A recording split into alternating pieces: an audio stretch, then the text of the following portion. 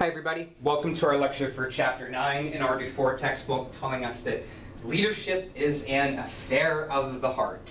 This is a touchy-feely chapter, kind of wraps up what we've talked about throughout the course. We'll still go over it and we'll talk about some of the ideas behind it, but I think all of you know kind of how I am with touchy-feely things. Isn't the way that I approach school reform, but you know, for those of you that are into this approach, that's great. I don't want to discount it or display it, but it's not my thing.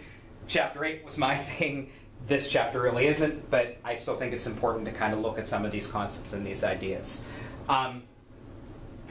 You have to try to find ways that everybody can be leaders in your school system.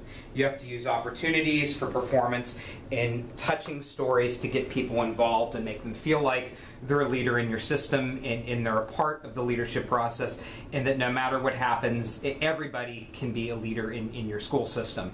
I think that's a lot easier said than done, but I do think it's important that you give people the opportunity to have leadership experiences, and through doing so, that shows that leadership is important and it's valued by the district or the community. Leadership is a love affair. Wow, you know, that's... Sorry, it's difficult for me sometimes to overcome my cynicism in some of the wording on this stuff.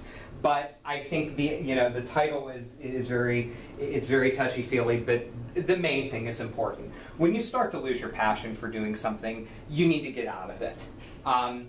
You need to find something that fits you better. I've made a career this far early on. Really talking about person-environment fit theory is something I believe in and who I am, and I'm not going to be hypocritical on that. I respect somebody who can at least look and say, this environment is not a fit for me. I'm at the wrong job. I'm at the wrong school. I'm at the wrong university. And somebody who knows that and admits to that, I have a million times more respect for somebody who stays in the position and it isn't passionate. And that happens to everybody. So you need to find out a way that being a leader, if it doesn't fit in your environment, then look for something else better and look for a better fit. I believe that moral purpose is important, but I'm not going to take it from the religious perspective that DuFour and Marzano are presenting it in. I'm taking it from when you lose your purpose and you get burned out and you don't know why you're doing the job you're doing, that's when it's time to leave and that's when it's time to get out of the profession. You have to understand how to grow moral purpose in teachers so that they understand what they need to be doing and how they need to be effective in their positions. You have to lead by example. You have to make sure that you're acting ethically and that you're shaping the climate of your school system. We've said a million times, the average principal, 4.7 years. That's how long they stay in a building, whether by their choice or by district choice. Because of that, you have to make sure that the factors that can help are there, you hold them accountable, and that there's a good link between efficacy and effectiveness that comes out in play, because you have to understand others, but you still have to be acting in a role that says, hey, I am the leader, I'm the person that's in charge of the school system. So you have to be able to connect a shared vision. When you have visions that aren't shared, you have to find ways for others to become a part of the vision. What can you do to show others that you are working in a good school? What can you do to make it better? How can your support staff help you? How can your teaching staff help you? How can the district office help you? When you have turnover in some districts throughout this state, where 20 to 25% of the principals leave after 1 year, that to me is a major, major, major problem. When that occurs, you need to look at ways that you can improve it, find ways that it can be a better school system in a better environment, and if you can do that, then you're a million times ahead of the game than somebody that can't. So, good leaders help people feel more capable. They empower their teachers. Teachers aren't empowered in low-performing schools. That is a big, big idea, and nothing that you say will tell me otherwise. We do not have teachers that are empowered in low-performing schools.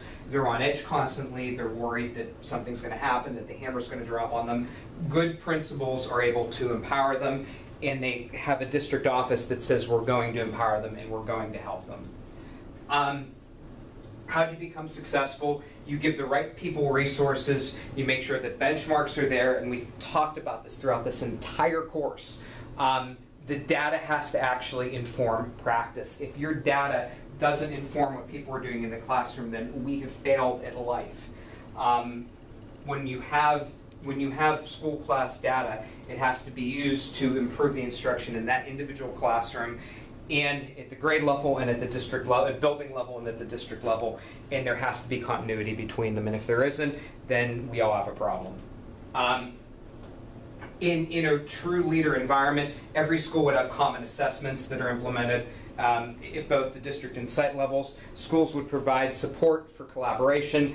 Academic interventions would be built within the daily schedule. And schools would be acting under the district direction, but they would still be having their own autonomy over doing so as well.